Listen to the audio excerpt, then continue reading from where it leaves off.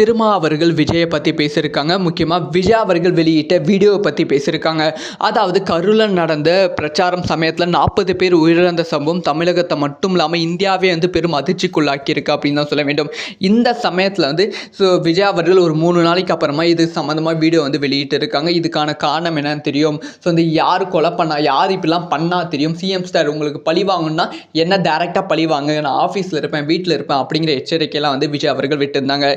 இதுக்கு திருமா அவர்கள் தன்னோட பதிலை சொல்லியிருக்காங்க.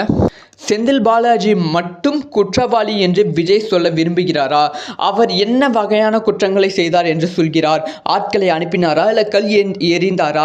அதனால் தடியடி நடத்தப்பட்டு கூட்ட நெரிசல் ஏற்பட்டதா? இதெல்லாம் அரசியல் நேர்மையற்ற குற்றச்சாட்டு. இது கூட்ட நெரிசல் உயிரிழப்பு தான்.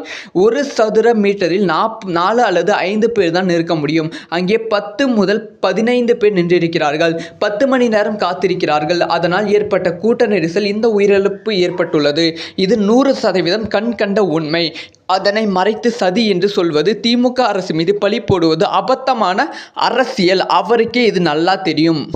விஜய் இதை சுயமாக சிந்தித்து சொன்னதாக தெரியவில்லை. அவரை சுற்றிலும் உள்ளவர்கள் உசுப்பேச்சு இது போல பேச சொல்லியிருக்கிறார்கள். விஜய் எப்போது சுயமாக சிந்தித்து செயல் திட்டங்கள் செய்வதில்லை. அப்போதான் அவர் மற்றவர்களை சொல்லி தான் செய்து கொண்டிருக்கிறார். சுயமாக சிந்திக்க ஆரம்பித்தால் தான் அவருக்கு எதிர்காலம் உருவாகும். பாஜக தரப்பிலிருந்து ஒரு குழு வந்துள்ளது. அதற்கான தேவை என்ன அப்படிங்கிற